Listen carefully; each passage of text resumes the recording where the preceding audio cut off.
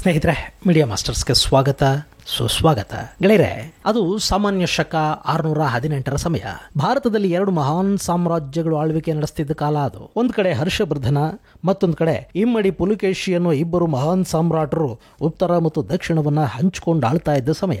ಅವೇ ದಿನಗಳಲ್ಲಿ ಉತ್ತರದ ಸಾಮ್ರಾಟ ಹರ್ಷ ದಕ್ಷಿಣದ ಮೇಲೆ ಯುದ್ಧ ಸಾರಿಬಿಡ್ತಾನೆ. ಇಡೀ ಉತ್ತರವನ್ನ ತನ್ನ ಹದ್ದುಬಸ್ತಲ್ಲಿ ಇಟ್ಕೊಂಡಿದ್ದ ಹರ್ಷನಿಗೆ ದಕ್ಷಿಣವನ್ನ ಗೆದ್ದು ಬಿಡುವ ಛಲ. ಆದ್ರೆ ದಕ್ಷಿಣದಲ್ಲಿ ಆಳ್ತಾ ಇದ್ದದ್ದು ಕನ್ನಡ ಕುಲತಿಲಕ ಇಮ್ಮಡಿ ಪುಲಕೇಶಿ. ಅವತ್ತಿಗೆ ಚಾಲುಕ್ಯ ಸಾಮ್ರಾಜ್ಯದ ವಿರುದ್ಧ ನಿಲ್ಲಬಲ್ಲ ಮತ್ತೊಂದು ಸೇನೆನೇ ಇರಲಿಲ್ಲ. ಕರ್ನಾಟ ಬಲವನ್ನ ಸೋಲಿಸುವ ತಾಕತ್ತು ಯಾರಿಗೂ ಇರಲಿಲ್ಲ. ಹೀಗಾಗಿ ಆ ಯುದ್ಧದ ಫಲಿತಾಂಶ ಏನಾಗುತ್ತೆ ಅನ್ನೋದನ್ನ ಸಾಕಷ್ಟು ಜನ ಕುತೂಹಲದಿಂದ ಕಾಯ್ತಾ ಇದ್ರು. ಭಾರತದ ಇತಿಹಾಸದಲ್ಲಿ ಮರೆಯಲಾಗದ ಯುದ್ಧಕಾಂಡಗಳ ಪೈಕಿ ಪುಲಕೇಶಿ ಮತ್ತು ಹರ್ಷವರ್ಧನನ ನಡುವಿನ ಈ ಸಮರ ಕೂಡ ಒಂದು. ಅಂಥ ಯುದ್ಧಕ್ಕೆ ವೇದಿಕೆಯಾಗಿದ್ದು ನರ್ಮದಾ ನದಿಯ ತೀರ.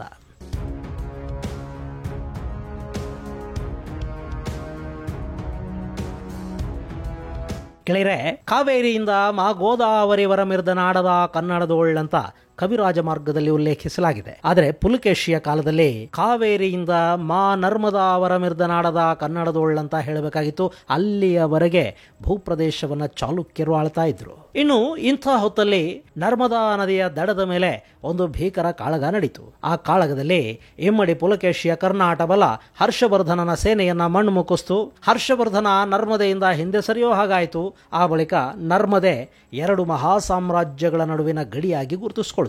ಅರೆ, ಇಲ್ಯಾಕೆ ನರ್ಮದಾ ನದಿಯ ಬಗ್ಗೆ ಇಷ್ಟೊಂದು ಹೇಳ್ತಾ ಇದ್ದೀನಿ ಅಂತ ನೀವು ಅಂದ್ಕೋತಾ ಇರಬೇಕು. ಗೆಳೆಯರೆ, ಇತ್ತೀಚೆಗೆ ಪ್ರಯಾಗರಾಜಲ್ಲಿ ನಡೆದ ಕುಂಭಮೇಳದಲ್ಲಿ ಮಿಂದೇಳುವ ತವಕ ಸಾಕಷ್ಟು ಜನರಲ್ಲಿತ್ತು. ಹೀಗಾಗಿ ಫ್ಲೈಟು, ಟ್ರೈನು ಸಿಗದೆ ಲಕ್ಷಾಂತರ ಜನ ಸಹಸ್ರಾರು ಕಿಲೋಮೀಟರ್ಗಳ ದೂರ ಕಾರುಗಳಲ್ಲಿ, ಬಸ್ಸುಗಳಲ್ಲಿ ಕೂಡ ಹೋಗಿ ಗಂಗಾ, ಯಮುನೆ ಹಾಗೂ ಸರಸ್ವತಿ ಸಂಗಮದಲ್ಲಿ ಮಿಂದು ಬಂದ್ರು. ನಾವು ಪವಿತ್ರ ಅಂತ ಭಾವಿಸುವ ಸಪ್ತ ನದಿಗಳ ಪೈಕಿ 3 ನದಿಗಳು ಇವಾದ್ರೆ ಇನ್ನುಳಿದ ಪವಿತ್ರ ನದಿಗಳು ಸಿಂಧು, ಗೋದಾವರಿ, ನರ್ಮದಾ ಮತ್ತು ಕಾವೇರಿ. ಕಾವೇರಿಯ ಬಗ್ಗೆ ನಿಮಗೆ ತುಂಬಾ ಚೆನ್ನಾಗಿ ಗೊತ್ತಿದೆ. ಮೊನ್ನೆ ಕೂಡ ಕಾವೇರಿ ತೀರ್ಥ ಸ್ನಾನದ ಬಗ್ಗೆ, ಅಲ್ಲಿನ ಕುಂಭದ ಬಗ್ಗೆ ಹೇಳಿದ್ದೀನಿ. ಸೊ ಈಗ ನರ್ಮದಾ ನದಿಯ ಬಗ್ಗೆ ಒಂದಷ್ಟು ಮಾಹಿತಿಯನ್ನ ನಾವಿಲ್ಲಿ ನೋಡೋ ಪ್ರಯತ್ನವನ್ನು ಮಾಡೋಣ. ಗಂಗೇಶ ಯಮುನೆ ಚೈವ ಗೋದಾವರಿ ಸರಸ್ವತಿ ನರ್ಮದಾ ಸಿಂಧು ಕಾವೇರಿ ಜಲೇಸ್ಮಿನ್ ಸನ್ನಿಧಿಂ ಕುರುಂ ಅಂತ ಹೇಳ್ತಾರೆ. ಹಾಗಂತ ನಮ್ಮ ಕೃಷ್ಣಾ ನದಿ ಪವಿತ್ರ ಅಲ್ವಾ? ತುಂಗಭದ್ರೆಗೆ ಏನಾಗಿದೆ, ಅದು ಪವಿತ್ರ ಅಲ್ವೇ? ಬ್ರಹ್ಮಪುತ್ರನಿಗೇನಾದ್ರೂ ಶಾಪ ಗೀಪ ಇದೆಯಾ ಅಂತ ಜಗಳಕ್ಕೆ ಬಂದು ಬಿಡಬೇಡಿ. ಈ ಭೂಮಿಯ ಮೇಲಿರುವ ಪ್ರತಿಯೊಂದು ನದಿ, ಪ್ರತಿಯೊಂದು ಕೆರೆ, ಪ್ರತಿಯೊಂದು ತೊರೆ ಎಲ್ಲ ಕೂಡ ಪವಿತ್ರನೇ. ಅದರಲ್ಲಿ ಕೆಲ ನದಿಗಳು ಪುರಾಣಗಳಲ್ಲಿ ಉಲ್ಲೇಖಗೊಂಡಿವೆ. ಆ ನದಿ ತೀರಗಳಲ್ಲಿ ಒಂದಷ್ಟು ಮಹತ್ವದ ಘಟನೆಗಳು ನಡೆದಿವೆ. ಹೀಗಾಗಿ ಆ ನದಿಗಳಿಗೆ ಸ್ವಲ್ಪ ಪ್ರಾಧಾನ್ಯ ಹೆಚ್ಚು ಸಿಗ್ತಾ ಇದೆ. ಇನ್ನು ನಮ್ಮಲ್ಲಿ 7ಕ್ಕೆ ಒಂದು ವಿಶೇಷವಾದ ಸ್ಥಾನ ಕೂಡ ಇದೆ. ಸಪ್ತ ದ್ವೀಪಗಳು, ಸಪ್ತ ಲೋಕಗಳು, ಸಪ್ತ ಸಾಗರಗಳು, ಸಪ್ತ ಋಷಿಗಳು, ಹೀಗೆ ಸಪ್ತ ನದಿಗಳು ಅಂತ ಕೂಡ ಹೇಳ್ತಾರೆ. ಆ ಸಪ್ತ ನದಿಗಳ ಪೈಕಿ ನರ್ಮದಾ ಕೂಡ ಒಂದು. ನರ್ಮದೆ ಭಾರತದ ಮಧ್ಯಭಾಗದಲ್ಲಿ ಹರಿತಾಳೆ. ನಮ್ಮ ದೇಶದಲ್ಲಿ ಪಶ್ಚಿಮಾಭಿಮುಖವಾಗಿ ಹರಿಯುವ ಅತಿ ಉದ್ದದ ನದಿ ಅನ್ನೋ ಖ್ಯಾತಿಗೆ ನರ್ಮದೆ ಪಾತ್ರಳಾಗ್ತಾಳೆ. ಈ ನರ್ಮದಾ ನದಿ ಮಧ್ಯಪ್ರದೇಶದ ಅಮರಕಂಟಕದಲ್ಲಿ ಹುಟ್ಟುತ್ತೆ. ನೀವಿಲ್ಲಿ ಮ್ಯಾಪಲ್ಲಿ ನೋಡ್ತಾ ಇದ್ದೀರಲ್ಲ, ಇದು ಅಮರಕಂಟಕ. ಇಲ್ಲಿರೋ ಸಾವಿತ್ರಿ ಸರೋವರದಲ್ಲಿ ನರ್ಮದೆಯ ಉಗಮ ಆಗುತ್ತೆ. ಮಧ್ಯಪ್ರದೇಶ ಮತ್ತು ಛತ್ತೀಸ್ಗಢ ರಾಜ್ಯಗಳ ಗಡಿಯಲ್ಲಿ ಜನಿಸುವ ನರ್ಮದೆ ಪೂರ್ವಾಭಿಮುಖವಾಗಿ ಹರಿದಿದ್ರೆ ಇಷ್ಟೊಂದು ಆಕೆಗೆ ಮಹತ್ವ ಸಿಗುತ್ತಿರಲಿಲ್ವೋ ಏನೋ. ಆದರೆ ಆಕೆ ಪಶ್ಚಿಮದಲ್ಲಿ ಸಿಂಧೂ ಸಾಗರವನ್ನು ಅಪ್ಪಿಕೊಳ್ಳೋದಕ್ಕೆ ಹೊರಟಿದ್ರಿಂದ ಆಕೆಗೆ ಬಹಳಷ್ಟು ಮಹತ್ವ ಸಿಕ್ಕಿದೆ. ಸಿಂಧೂ ಸಾಗರನ ಇದು ಯಾವುದು ಅಂತ ಅಂದ್ಕೊಳ್ಳೋದಿಕ್ಕೆ ಹೋಗಬೇಡಿ. ಇವತ್ತು ಅರಬ್ಬಿ ಸಮುದ್ರ ಅಂತ ಕರೀತಾರಲ್ಲ, ಅದರ ಪುರಾತನ ಹೆಸರು ಸಿಂಧೂ ಸಾಗರ. ಇನ್ನು ನರ್ಮದೆ ಸರಿಸುಮಾರು 1312 ಕಿಲೋಮೀಟರ್ಗಳಷ್ಟು ದೂರ ಹರಿಯುವ ನದಿ. ಗುಜರಾತ್ನ ಭರೂಚ್ ಸಮೀಪ ಇರುವ ಗಲ್ಫ್ ಆಫ್ ಕಾಂಬಾಟ್ ಅಲ್ಲಿ ಸಮುದ್ರ ರಾಜನನ್ನ ನರ್ಮದೆ ಸೇರ್ತಾಳೆ. ಇನ್ನು ಈ ನರ್ಮದಾ ನದಿಯ ವಿಶೇಷತೆ ಏನು ಗೊತ್ತಾ? ಇದು 2 ಪರ್ವತಗಳ ನಡುವೆ ಹರಿಯುತ್ತೆ. ಈ ರೀತಿ ಹರಿಯುವ ಜಗತ್ತಿನ ಕೆಲವು ನದಿಗಳಲ್ಲಿ ಇದು ಕೂಡ ಒಂದು ಅಂತ ಕರೆಸಿಕೊಳ್ಳುತ್ತೆ. ಒಂದು ಕಡೆ ವಿಂಧ್ಯ ಪರ್ವತ, ಮತ್ತೊಂದು ಕಡೆ ಸಾತ್ಪುರ ಪರ್ವತ ಶ್ರೇಣಿಯ ನಡುವೆ ನರ್ಮದಾ ನದಿ ಹರಿಯುತ್ತೆ. ಈ ನದಿ 80% ಮಧ್ಯಪ್ರದೇಶಕ್ಕೆ ಉಪಯೋಗವಾದರೆ ಇನ್ನುಳಿದ 20% ಗುಜರಾತ್ಗೆ ವರದಾನವಾಗಿದೆ. ಹೀಗಾಗಿನೇ ಈ ನದಿಯನ್ನ lifeline of Gujarat and Madhya Pradesh ಅಂತ ಕೂಡ ಹೇಳ್ತಾರೆ. ಇನ್ನು ನರ್ಮದಾ ನದಿ ಇಷ್ಟೊಂದು ದೂರ ಹರಿದ್ರೂ ಕೂಡ ಅದರ ಒಟ್ಟು ಜಲಾನಯನ ಪ್ರದೇಶ 98,796 ಚದರ ಕಿಲೋಮೀಟರ್ಗಳು ಮಾತ್ರ. ಹಾಗೆ ನೋಡಿದ್ರೆ ನಮ್ಮ ಕಾವೇರಿ ನದಿಯ ಜಲಾನಯನ ಪ್ರದೇಶ 81,155 ಚದರ ಕಿಲೋಮೀಟರ್ಗಳಷ್ಟಿದೆ. ಆದರೆ ಕಾವೇರಿ ಹರಿಯೋದು ಕೇವಲ 800 ಕಿಲೋಮೀಟರ್ಗಳು ಮಾತ್ರ. ಇಲ್ಲಿ ಅತಿ ಹೆಚ್ಚು ಉದ್ದ ಹರಿದ್ರೂ ಕೂಡ ಇದರ ಜಲಾನಯನ ಪ್ರದೇಶ ಇಷ್ಟೊಂದು ಕಡಿಮೆ ಇರೋದು ಯಾಕೆ ಅಂದರೆ ನರ್ಮದೆ ಹರಿಯುವ ಸಾಕಷ್ಟು ಪ್ರದೇಶ ಬೆಟ್ಟ ಗುಡ್ಡಗಳಿಂದ ಕೂಡಿದೆ. ಹಾಗೆಯೇ ಈ ನದಿ ಪಾತ್ರದಲ್ಲಿ 35% ಪ್ರದೇಶ ಕಾಡುಗಳಿಂದ ಕೂಡಿದೆ. ಹೀಗಾಗಿ ನರ್ಮದೆಗೆ ಹೆಚ್ಚಿನ ಜಲಾನಯನ ಪ್ರದೇಶ ಸೃಷ್ಟಿಸಿಕೊಳ್ಳುವುದಕ್ಕೆ ಸಾಧ್ಯ ಆಗಿಲ್ಲ. ಇನ್ನು ನರ್ಮದಾ ನದಿಯ ಹುಟ್ಟಿದೆಯಲ್ಲ, ಇದರ ಬಗ್ಗೆ ವೈಜ್ಞಾನಿಕ ಜಗತ್ತೊಂದು ಕಥೆ ಹೇಳಿದರೆ ಸ್ಥಳ ಪುರಾಣ ಮತ್ತೊಂದು ಕಥೆಯನ್ನು ಹೇಳುತ್ತೆ. ನಾನಿಲ್ಲಿ ಮೊದಲಿಗೆ ನಿಮಗೆ ವೈಜ್ಞಾನಿಕ ಮಾಹಿತಿಯನ್ನು ಕೊಟ್ಟು ಬಿಡ್ತೀನಿ.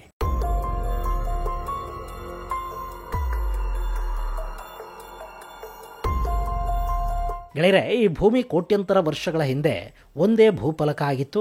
ಅದನ್ನು ಪ್ಯಾಂಜಿಯಾ ಅಂತ ಕರೆದ್ರು. ಆ ಬಳಿಕ 160 ಮಿಲಿಯನ್ ವರ್ಷಗಳ ಹಿಂದೆ, ಅಂದರೆ 16 ಕೋಟಿ ವರ್ಷಗಳ ಹಿಂದೆ, ಈ ಪ್ಯಾಂಜಿಯಾ ಅನ್ನೋದು 2 ಭಾಗಗಳಾಗಿ ಒಡೆದು ಹೋಯಿತು. ಅದರಲ್ಲಿ ಒಂದು ಪ್ಯಾಂಜಿಯಾ ಅಥವಾ ಲೋಯರ್ ಏಷ್ಯಾಗೊಳಿದ್ರೆ ಮತ್ತೊಂದು ಗೋಂಡ್ವಾನಾ ಅಂತ ಕರೆಸ್ಕೊಳ್ತು. ಈ 2 ಭೂಖಂಡಗಳ ನಡುವೆ ತೇಥಿಸ್ ಅನ್ನೋ ಸಮುದ್ರ ಇತ್ತು. ಆ ನಂತರದಲ್ಲಿ ಭಾರತ ಭೂಖಂಡ ಗೋಂಡ್ವಾನಾದಿಂದ ಬೇರ್ಪಟ್ಟು ಲೋವರ್ ಏಷ್ಯಾನ ಸೇರ್ತಲ್ಲ, ಆಗ ಅದು ತೇಥಿಸ್ ಸಮುದ್ರವನ್ನು ದಾಟಿ ಲೋವರ್ ಏಷ್ಯಾಗೆ ಡಿಕ್ಕಿ ಹೊಡಿತು. ಆಗ ಸೃಷ್ಟಿಯಾಗಿದ್ದು ಹಿಮಾಲಯ ಮತ್ತು ಟಿಬೆಟನ್ ಪ್ಲೇಟ್. ಇಲ್ಲಿ ಹಿಮಾಲಯ ಮತ್ತು ಟಿಬೆಟನ್ ಪ್ಲೇಟಲ್ಲಿ ತೇಥಿಸ್ ಸಮುದ್ರದ ಸೆಡಿಮೆಂಟ್ಗಳು ಸಿಕ್ಕಿರೋದ್ರಿಂದ ತೇಥಿಸ್ ಸಮುದ್ರವನ್ನು ದಾಟಿಕೊಂಡು ಭಾರತದ ಭೂಖಂಡ ಬಂತು ಅನ್ನೋದನ್ನ ಖಚಿತವಾಗಿ ಹೇಳೋದಕ್ಕೆ ಸಾಧ್ಯ ಆಗ್ತಾ ಇದೆ. ಆದರೆ ಹೀಗೆ ಬಂದ ಭಾರತದ ಭೂಖಂಡ ಇತ್ತಲ್ಲ, ಅದು ಒಂದು ಖಂಡ ಆಗಿತ್ತಾ ಅಥವಾ ಅಲ್ಲಿ 2, 3, 4 ಭೂಖಂಡಗಳು ತುಂಬಾ ಹತ್ತಿರದಲ್ಲಿ ಒಂದಕ್ಕೊಂದು ಬೆಸ್ಕೊಂಡಿದ್ವಾ, ಒಂದರ ನಂತರ ಒಂದಾಗಿ ತೇಲಿ ಬಂದ ಭೂಮಿಯ ತುಂಡುಗಳು ಇಲ್ಲಿ ಜೋಡಣೆಗೊಂಡ್ವಾ? ಈ ಬಗ್ಗೆ ಸಾಕಷ್ಟು ಅನುಮಾನಗಳು ಇವೆ, ಸಾಕಷ್ಟು ಬೇರೆ ಬೇರೆ ಥಿಯರಿಗಳು ಕೂಡ ಇವೆ. ಇನ್ನು ಭೂಖಂಡ ಒಂದಾಗಿ ಬಂತ, ಬೇರೆ ಬೇರೆಯಾಗಿ ಬಂತ ಅನ್ನೋ ಅನುಮಾನಕ್ಕೆ ಕಾರಣ ಆಗ್ತಾ ಇರೋದು ನರ್ಮದಾ ನದಿಯ ತೀರ ಕೂಡ. ಯಾಕೆಂದ್ರೆ ನರ್ಮದಾ ನದಿಯ ಕಣಿವೆ ಇದೆಯಲ್ಲ, ಇಲ್ಲಿ ಕೂಡ ತೇಥಿಸ್ ಸಮುದ್ರದ ಸೆಡಿಮೆಂಟ್ಗಳು ಸಿಕ್ಕಿವೆ. ಅಂದ್ರೆ ನರ್ಮದಾ ನದಿಯ ಉತ್ತರ ಭಾಗ ಹಾಗೂ ದಕ್ಷಿಣ ಭಾಗಗಳು ಒಂದು ಕಾಲಕ್ಕೆ ಬೇರೆ ಬೇರೆ ಆಗಿದ್ವು. ಆ ಬಳಿಕ ಭೂಮಿಯ ಪದರಗಳ ಚಲನೆಯ ಕಾರಣದಿಂದ 2 ಭೂಪದರಗಳು ಒಟ್ಟಾಗಿವೆ. ಈ ಸಂದರ್ಭದಲ್ಲಿ 2 ಭೂಪದರಗಳ ನಡುವಿದ್ದ ತೇಥಿಸ್ ಸಮುದ್ರದ ಸೆಡಿಮೆಂಟುಗಳು ಈಗ ನರ್ಮದಾ ಕಣಿವೆಯಲ್ಲಿ ಸಿಗ್ತಾ ಇವೆ ಅನ್ನೋ ಮಾಹಿತಿಯನ್ನ ವೈಜ್ಞಾನಿಕ ಜಗತ್ತು ಕೊಡ್ತಾ ಇದೆ. ಅಷ್ಟೇ ಅಲ್ಲದೆ ನರ್ಮದಾ ನದಿ ಹರಿಯುವ ಉದ್ದಕ್ಕೂ ಸಾಕಷ್ಟು ಕಡೆಗಳಲ್ಲಿ ಪುರಾತನ ಪ್ರಾಣಿಗಳ ಪಳೆಯುಳಿಕೆಗಳು ಸಿಗ್ತಾ ಇರೋದು ಕೂಡ ಭಾರತ ಭೂಖಂಡ 2 ಭಾಗವಾಗಿದ್ದು ಆ ನಂತರ ಅದು ಒಂದಾಗಿರಬಹುದು ಅನ್ನೋ ವಾದಕ್ಕೆ ಪುಷ್ಟಿಯನ್ನು ಕೊಡ್ತಾ ಇದೆ. ಇಂಥ ಜಾಗದಲ್ಲಿ ನರ್ಮದೆಯ ಉಗಮ ಆಗಿದ್ದು ಅದು 2 ಪರ್ವತಗಳ ನಡುವೆ ಹರಿಯುವಂತಾಗಿದೆ. ಇನ್ನು ಈ ವಾದಕ್ಕೆ ಪುಷ್ಟಿ ಕೊಡೋ ಹಾಗೆ ಮಧ್ಯಪ್ರದೇಶದ ಜಬಲ್ಪುರದಿಂದ ಕೆಲವು ಕಿಲೋಮೀಟರ್ ದೂರದಲ್ಲಿರುವ ಬೇಡ್ಘಾಟ್ ಸಾಕ್ಷಿಗಳನ್ನು ಒದಗಿಸುತ್ತೆ. ಇಲ್ಲಿ ಮಾರ್ಬಲ್ ಶಿಲೆಗಳ ಕಣಿವೆ ಇದೆ. ಈ ಮಾರ್ಬಲ್ಗಳ ನಡುವೆ ಸೆಡಿಮೆಂಟ್ಗಳಿವೆ ಅಂತ ಸಂಶೋಧಕರು ಹೇಳ್ತಾರೆ. ನೀವಿಲ್ಲಿ ದೃಶ್ಯಗಳಲ್ಲಿ ನೋಡ್ತಾ ಇದ್ದೀರಲ್ಲ, ಇದೇ ಆ ಮಾರ್ಬಲ್ ರಾಕ್ಸ್. ಇನ್ನು ಈ ನರ್ಮದೆಯ ದಡದಲ್ಲಿ 2 ಫಾಲ್ಟ್ಗಳಿವೆ. ಅಂದರೆ ಅಲ್ಲಿ ಭೂಮಿಯ ಪದರಗಳು ಸಡಿಲಾಗಿವೆ. ಇವೇ ವಿಂಧ್ಯ ಹಾಗೂ ಸಾತ್ಪುರ ರೇಂಜ್ಗಳನ್ನು ಬೇರ್ಪಡಿಸ್ತಾ ಇವೆ ಅಂತ ಹೇಳಲಾಗತ್ತೆ.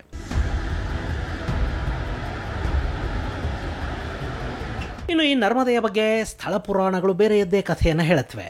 ಒಮ್ಮೆ ಶಿವ ಇಲ್ಲಿನ ಪರ್ವತದ ಮೇಲೆ ತಪಸ್ಸನ್ನು ಕೈಗೊಂಡ ಸಂದರ್ಭದಲ್ಲಿ ನರ್ಮದೆಯನ್ನ ಸೃಷ್ಟಿ ಮಾಡ್ದ ಅಂತ ಪುರಾಣ ಒಂದು ಹೇಳುತ್ತೆ. ಹಾಗೇನೆ ನರ್ಮದೆಯನ್ನ ಶಿವನ ಪುತ್ರಿ ಅಂತ ನಂಬಲಾಗುತ್ತೆ. ಇನ್ನು ಮತ್ತೊಂದು ಕಥೆಯ ಪ್ರಕಾರ ಬ್ರಹ್ಮನ ಕಣ್ಣಿಂದ ಜಾರಿದ 2 ಹನಿಗಳೇ ನರ್ಮದೆ ಹಾಗೂ ಸೋನಾ ನದಿಗಳಾಗಿ ಹರಿತಾ ಇವೆ ಅಂತ ಕೂಡ ಹೇಳ್ತಾರೆ. ವಿಶೇಷ ಅಂದ್ರೆ ಅಮರಕಂಟಕದಲ್ಲೇ ಹುಟ್ಟುವ ಸೋನಾ ನದಿ ಪೂರ್ವಾಭಿಮುಖವಾಗಿ ಹರಿದು ಗಂಗೆಯನ್ನ ಸೇರ್ತಾಳೆ. ಅದರ ಪಕ್ಕದಲ್ಲೇ ಹುಟ್ಟುವ ನರ್ಮದೆ ಪಶ್ಚಿಮಾಭಿಮುಖವಾಗಿ ಹರಿತಾಳೆ. ಇನ್ನು ಮತ್ಸ್ಯ ಪುರಾಣದಲ್ಲಿ ನರ್ಮದೆಯನ್ನ ಪವಿತ್ರ ನದಿ ಅಂತ ಉಲ್ಲೇಖಿಸಲಾಗಿದೆ. ನರ್ಮದೆಯ ತಟದಲ್ಲಿ ಸಿಗುವ ಶಿವಲಿಂಗದ ಆಕಾರದ ಕಲ್ಲುಗಳನ್ನ ಬಾಣಲಿಂಗಗಳು ಅಂತ ಕರೀತಾರೆ. ನರ್ಮದೆಯ ಪ್ರತಿ ಕಲ್ಲಲ್ಲೂ ಶಿವನಿದಾನೆ ಅನ್ನೋ ನಂಬಿಕೆ ಅಲ್ಲಿನ ಜನರದ್ದು. ಇನ್ನು ಆದಿಶಂಕರಾಚಾರ್ಯರು ತಮ್ಮ ಗುರುಗಳಾದ ಗೋವಿಂದ ಭಗವತ್ಪಾದರನ್ನ ಭೇಟಿ ಮಾಡಿದ್ದು ಈ ನರ್ಮದೆಯ ತಟದಲ್ಲಿರುವ ಓಂಕಾರೇಶ್ವರ ಜ್ಯೋತಿರ್ಲಿಂಗದ ಸನ್ನಿಧಿಯಲ್ಲಿ ಅಂತ ಕೂಡ ಹೇಳ್ತಾರೆ. ಇನ್ನು ನರ್ಮದೆಯನ್ನ ಮುಕ್ತಿದಾಯಿನಿ ಅಂತ ಪೂಜಿಸಲಾಗುತ್ತೆ. ಗೆಳೆಯರೆ, ನರ್ಮದಾ ನದಿಯ ತಟದಲ್ಲಿ ಮತ್ತೊಂದು ವಿಶೇಷ ಕೂಡ ಸಂಭವಿಸುತ್ತೆ. ಅದೇನು ಅಂದ್ರೆ ನರ್ಮದಾ ಪರಿಕ್ರಮ. ಅರಬ್ಬಿ ಸಮುದ್ರದಿಂದ ಆರಂಭವಾಗುವ ಈ ಪರಿಕ್ರಮ ನರ್ಮದೆ ಹುಟ್ಟುವ ಸ್ಥಳವನ್ನು ತಲುಪಿ ಅಲ್ಲಿಂದ ಮತ್ತೆ ಅರಬ್ಬಿ ಸಮುದ್ರವನ್ನು ತಲುಪುತ್ತಾರೆ. ಅದಕ್ಕೆ 3 ವರ್ಷ 3 ತಿಂಗಳು ಹಾಗೂ 13 ದಿನಗಳ ಕಾಲ ಹಿಡಿಯುತ್ತೆ. ಸುಮಾರು 2600 ಕಿಲೋಮೀಟರ್ಗಳಷ್ಟು ದೂರವನ್ನ ಜನ ಈ ಪರಿಕ್ರಮದಲ್ಲಿ ಮುಟ್ಟುತ್ತಾರೆ. ಪರಿಕ್ರಮದ ಒಂದು ವಿಶೇಷತೆ ಅಂದರೆ ಯಾವುದೇ ಜಾಗದಲ್ಲಿ ಪಾದಯಾತ್ರೆಗಳು ನರ್ಮದೆಯನ್ನು ಒಂದು ಕಡೆಯಿಂದ ಮತ್ತೊಂದು ಕಡೆ ದಾಟೋದಿಲ್ಲ. ಇನ್ನು ನರ್ಮದೆ ಮಧ್ಯಪ್ರದೇಶ ಹಾಗೂ ಗುಜರಾತ್ ಅಲ್ಲಿ ಸಾಕಷ್ಟು ನಗರಗಳಿಗೆ ಜೀವನಾಧಾರ ಆಗಿದೆ. ಹಾಗೆಯೇ ನರ್ಮದೆಯ ತಟದಲ್ಲಿ ದಟ್ಟ ಕಾಡಿದೆ. ಮಧ್ಯಪ್ರದೇಶದ ಹುಲಿ ಸಂರಕ್ಷಿತ ಅರಣ್ಯಗಳಿವೆ. ಇದರ ಜೊತೆಗೆ ಓಂಕಾರೇಶ್ವರ ಜ್ಯೋತಿರ್ಲಿಂಗ ಇದೇ ನರ್ಮದೆಯ ತಟದಲ್ಲಿದೆ. ಹಾಗೆಯೇ ವಿಂಧ್ಯ ಪರ್ವತ ಹಾಗೂ ಸಾತ್ಪುರ ಪರ್ವತಗಳು ಒಂದಕ್ಕೊಂದು ಸೇರುವ ಜಾಗ ಅಮರಕಂಟಕ ಅನ್ನಿಸ್ಕೊಳ್ಳುತ್ತೆ. ಇದು ಕೂಡ ನರ್ಮದೆಯ ತಟದಲ್ಲೇ ಇದೆ. ಇದರ ಜೊತೆಗೆ ಬೇಡ್ ಘಾಟ್ ಬಳಿಯಲ್ಲಿನ ಅಮೃತ ಶಿಲಾ ಕಂದಕಗಳು, ಬಾಗ್ನಲ್ಲಿನ ಗುಹಾಂತರ ದೇವಾಲಯಗಳು ಇವೆ. ಹಾಗೆ ನರ್ಮದೆಯ ತಟದಲ್ಲಿ ಡೈನೋಸಾರ್ಗಳ ಪಳೆಯುಳಿಕೆಗಳು ಕೂಡ ಕಂಡು ಬಂದಿವೆ. 1828ರಲ್ಲಿ ವಿಲಿಯಮ್ಸ್ ಕ್ಲಿಮನ್ ಅನ್ನೋ ಬ್ರಿಟಿಷ್ ಅಧಿಕಾರಿ ಮೊಟ್ಟ ಮೊದಲ ಬಾರಿಗೆ ಡೈನೋಸಾರ್ ಪಳೆಯುಳಿಕೆಯನ್ನ ನರ್ಮದೆಯ ತಟದಲ್ಲಿನ ಜಬಲ್ಪುರದಲ್ಲಿ ಪತ್ತೆ ಮಾಡ್ತಾನೆ. ಆ ಪಳೆಯುಳಿಕೆಗಳನ್ನ ಇವತ್ತಿಗೂ ಕೂಡ ಸಂರಕ್ಷಿಸಿಡಲಾಗಿದೆ. ಹಾಗೇನೆ ಇನ್ನೂ ಸಾಕಷ್ಟು ಪಳೆಯುಳಿಕೆಗಳು ನರ್ಮದೆಯ ತಟದಲ್ಲಿ ಸಿಕ್ಕಿವೆ. ಇನ್ನು ಈ ನರ್ಮದಾ ನದಿಯಲ್ಲಿ ಹರಿಯುವ ನೀರೆಷ್ಟು ಗೊತ್ತಾ? ಪಂಜಾಬಲ್ಲಿ ಹರಿಯುವ ರಾವಿ, ಬಿಯಾಸ್, ಸಟ್ಲೆಜ್ಗಳು ಒಟ್ಟುಗೂಡಿದ್ರೆ ಎಷ್ಟು ನೀರು ಹರಿಯುತ್ತೋ ಅದಕ್ಕಿಂತಲೂ ಹೆಚ್ಚು ಪ್ರಮಾಣದ ನೀರು ನರ್ಮದಾ ನದಿಯೊಂದರಲ್ಲಿ ಹರಿಯುತ್ತೆ. ಒಟ್ಟು 40.96 ಕ್ಯೂಬಿಕ್ ಕಿಲೋಮೀಟರ್ಗಳಷ್ಟು ನೀರನ್ನು ನರ್ಮದೆ ಹೊಂದಿದೆ. ಇದರಲ್ಲಿ ಹೆಚ್ಚು ಪ್ರಮಾಣದ ನೀರು ಜುಲೈನಿಂದ ಸೆಪ್ಟೆಂಬರ್ ಒಳಗೆ ಹರಿದು ಹೋಗುತ್ತೆ ಅನ್ನೋದು ಮತ್ತೊಂದು ವಿಶೇಷ. ಇದೆಲ್ಲದರ ಜೊತೆಗೆ ನರ್ಮದಾ ನದಿಯ ನೀರಿಗಾಗಿ ಗುಜರಾತ್, ಮಧ್ಯಪ್ರದೇಶಗಳು ಕಿತ್ತಾಡ್ಕೊಳ್ತಾ ಇದ್ವು. ನೀರಿನ ಸಮಸ್ಯೆ ಈಗ ಬಗೆಹರಿದಿದೆ. ಅದನ್ನ ಬಗೆಹರಿಸಿದ ಯಾರು ಗೊತ್ತಾ? ನಮ್ಮ ಕರ್ನಾಟಕದ ಹೆಮ್ಮೆಯ ಪ್ರಧಾನಿ ದೇವೇಗೌಡರು ಅನ್ನೋದನ್ನು ಕೂಡ ನಾವಿಲ್ಲಿ ನೆನಪು ಮಾಡ್ಕೋಬೇಕು.